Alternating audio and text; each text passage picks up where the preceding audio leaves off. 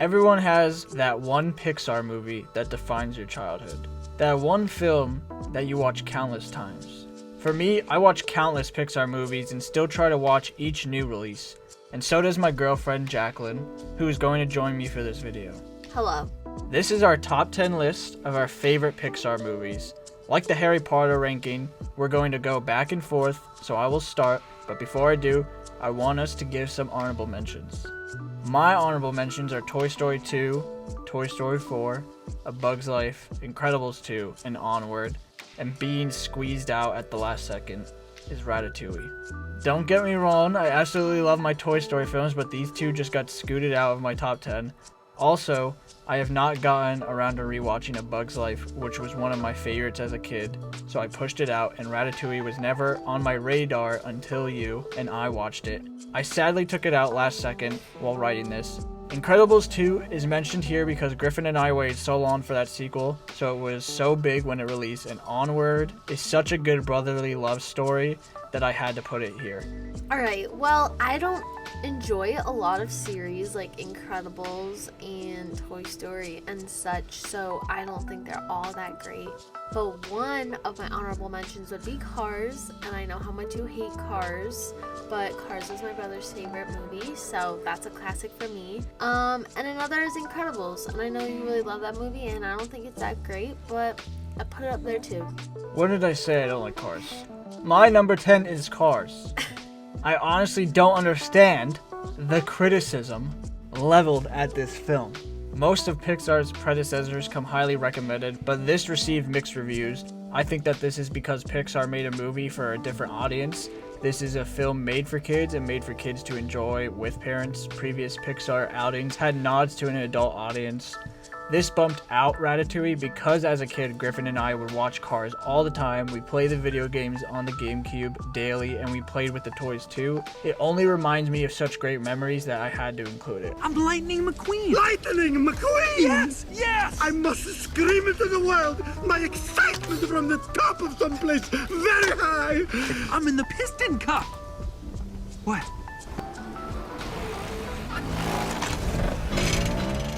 My number 10 is Up, and I know you also hate Up, but I don't like a lot of the other ones, so I just had to throw it in there. I don't think it's that bad. I think the child and the dog kind of make it worse, but I don't hate it. And the story is kind of cute, which I know you say is overused, but I think it's a very nice movie overall. My number 9 is WALL-E. I vividly remember seeing WALL-E in theaters as a kid in Florida with Griffin and our grandpa, and I hated it. But as the years have gone by and I rewatched it, I can't believe how beautiful the film is. WALL-E continues to convince me that part of Pixar's brilliance comes from their understanding of visual storytelling. They know that character doesn't come from having your actors read their characteristics to the audience, it comes from their actions.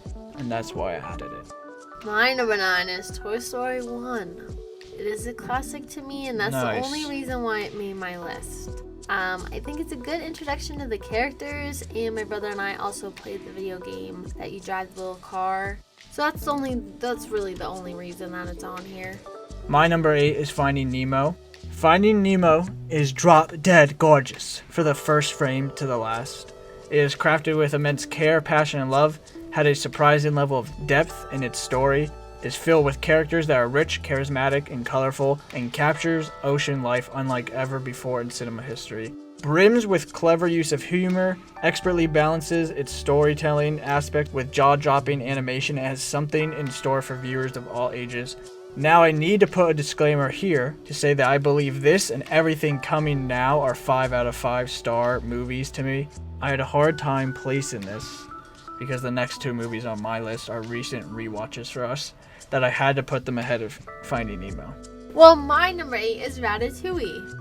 And we recently rewatched this in the last year, and if we didn't, then it wouldn't even be on my list. But I think the only reason why I like it is because he doesn't speak, and you kind of get that feeling of him being a pet, and then they get a little bond going. But yeah, overall, mediocre. But it still made the list. But it's your number 8. But it's my number 8. My number 7 What? is Coco. I know this is your favorite, but it may come to a surprise that Coco is at number 7 for me. I think it definitely caters towards more younger audiences. When it comes to that third act, you can't help but bawl your goddamn eyes out. Coco is another impeccable fusion of first-rate storytelling and jaw-dropping animation from the acclaimed studio that's awe-inspiring, riveting, and endlessly entertaining. Un poco loco! Next. You're not gonna sing? No, I'm not gonna sing. Go. Alright, so we also decided to rewatch this, and my number 7 is Monsters, Inc. I never thought it was on my list, and then after we rewatched it, I realized how much I loved it. I think it's a very emotional movie throughout the whole thing, not just in the ending. I enjoy the different monsters' personalities and their relationships with one another, and I love how they explore the concept of monsters under your bed and kind of teaching children that you don't have to be afraid of them. And I know this is one of Chris's favorites after we fuck! Learn how to speak. We rewatched them. But it was never a true classic for me and my brother, so I've only have watched it a few times during my childhood. My number 6 is Inside Out. Inside Out is a masterpiece. Visually scrumptious, wonderfully conceptual, brilliantly crafted, and heartbreakingly emotional. Pixar's Inside Out is their finest outing and a masterclass in supremely detailed storytelling. You know how hard I cried watching this. That scene with Bing Bong, or when Riley confronts her parents and expresses all her feelings at the end, it is just so wonderful and heartfelt that it gets me every time and gets better on every rewatch. Go save Riley! Take her to the moon for me, okay?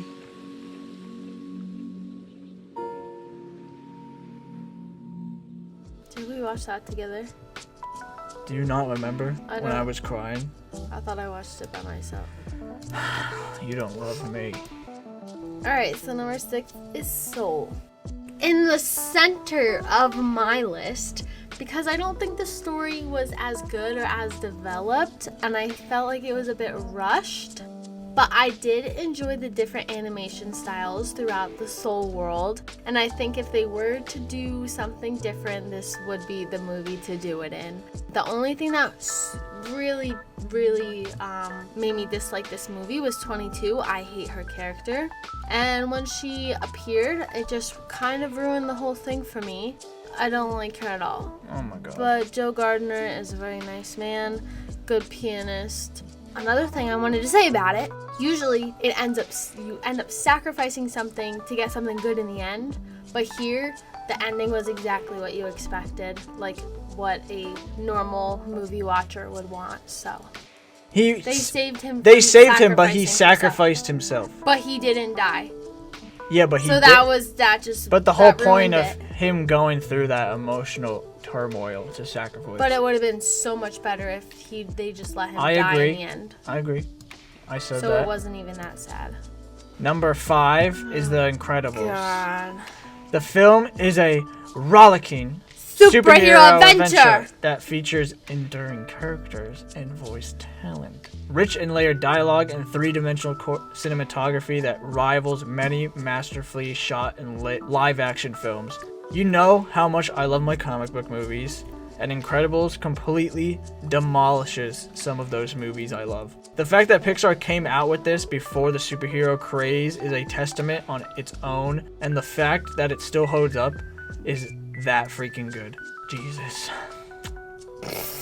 No wonder superhero fans say it's the Fantastic Four movie we never got. Alright, my number 5 is Inside Out. I think it's the better of the movies, but I never watched it and I put it off because it seemed to attract younger audiences, like children, and I wasn't sure if I would like it. After watching it, I liked how they came up with different ways to express the characters, even though you knew what their emotion was. And it reminded me of Monsters, Inc. in a way with the memory archive. That's all I have to say about that, thank you. What a dumb answer. You just interrupt me when I'm trying to talk, so yeah, go ahead. My number 4 is Soul. Wow. A very recent release for Pixar. I was not prepared for how astonishing Soul would be. If I could go back to my top 2020 list, I think I would put this at number 1. Sometimes you're lucky enough to see films that have a lasting impact on you and make you wonder why they only now found a way into your life, and that was what Soul meant to me. Riding on mind-blowing plot devices, absurd gags, perfect voice deliveries from Jamie Foxx and Tina Fey, and most of all, a tear-jerking personal plot that everybody can emphasize to. It's simply a fun ride that's able to get your mind off things, but also appreciate everything around you. I don't understand why you don't like it. I thought you did, but Not as much as my top 5.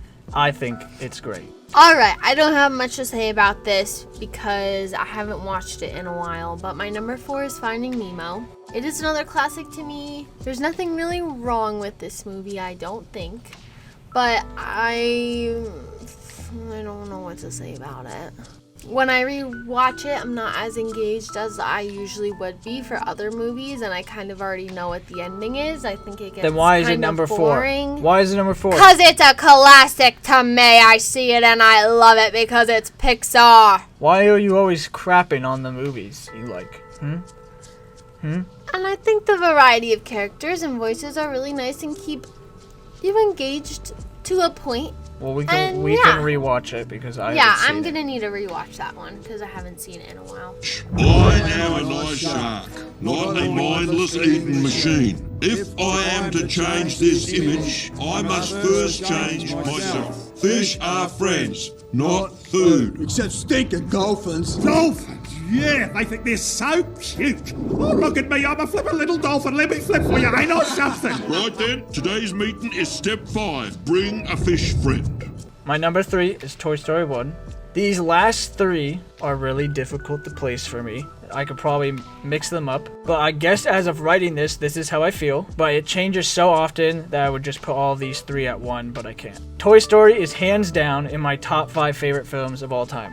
It is one of my early memories of cinema. It holds such a close place to my heart because Griffin and I would watch on a nightly basis before bed. It just feels engraved into my childhood and honestly, my soul, pun intended. I love Toy Story so much that I can't even put it into words. There's a reason I haven't made a video dedicated to it because it's just so personal to me. Toy Story feels like it's mine. I love it so much. It's and not yours. It feels like it is. And that's all I gotta say. Hey, Buzz! You're flying! This isn't flying, this is falling with style. To infinity and beyond!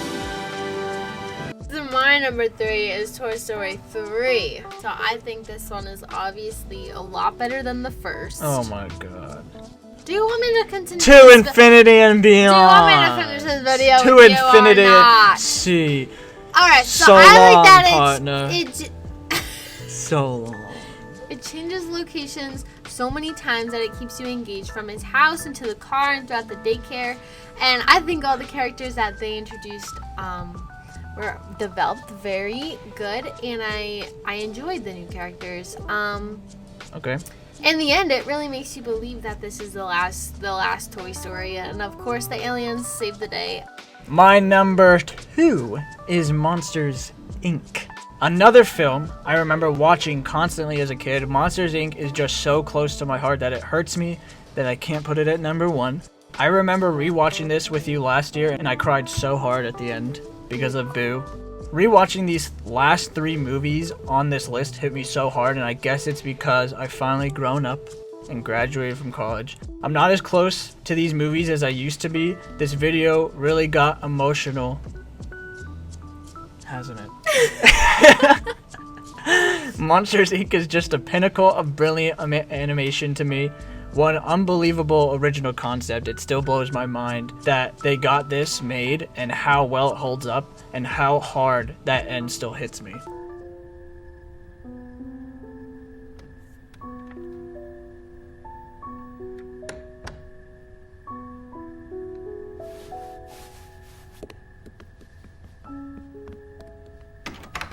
Boo! Kitty? Kitty. Alright, I'm not sure if we even have. You like linguine. My number 2 is Luca. You like tortellini. Well, it's one of the newest Pixar movies. All my friends hate this movie because they think fish boys are stupid. I think different. What? He's a fish boy. Who doesn't like it? Chris and Lexi. They're not my friends. Anyway, I don't know how I feel about that either, but I really liked it and how they incorporated the underwater kind of fish boy vibe, and then he comes up on the water like Ariel, but better, and then it makes you sad. But I don't think it was that deep of a story, but I really enjoyed it. Love Luca. I knew that was gonna be on your list. Really love Luca. Luca's so great. My number 1. Wow. Is Toy Story 3. That used to be my number 1. So you probably saw this coming, but I honestly didn't know when I was writing this. When we rewatched Toy Story 3, I don't think you realized how much it meant to me and how much it affected me. Rewatching this is the reason I put it as my number 1 Pixar film. Now that I am older and have grown into the kid Andy basically is in Toy Story 3, yeah, I relate to it so much. I relate so much to Woody too. I look at this movie as Woody is just trying to find his way back to Andy and chase his past instead of embracing his future. I feel like I always try to chase my past and live in my good old days with my friends, my hometown, and the things I did as a kid. This was a great wake-up call when we watched it together, and that is why that goodbye at the end hit so hard then and hits so hard now. It's like me letting go of reminiscing on past experiences and embracing everything that is changing. I know you didn't expect me to get so deep, but what did you expect? It's Pixar. So yeah, Toy Story 3 is a top-notch movie, and it's my favorite Pixar movie. Thanks, guys. Look, Mommy, they're all playing together. Come on, let's get some lunch.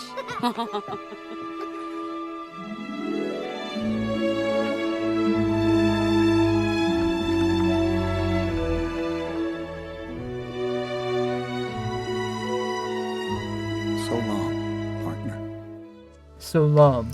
And as we all expected, my number 1 is Coco. And if you want Thank you very much.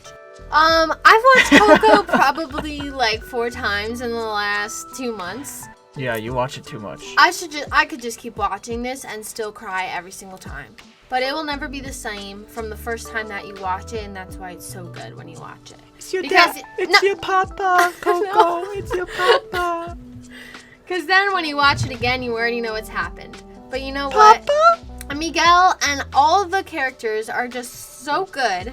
I don't hate any one of them. It's good. But I really enjoy the color and just how it looks. And I know that it doesn't really go deep into their culture, but I like how it explains the afterlife and how much family means to them in their culture. I love it too. And obviously the soundtrack is just perfect.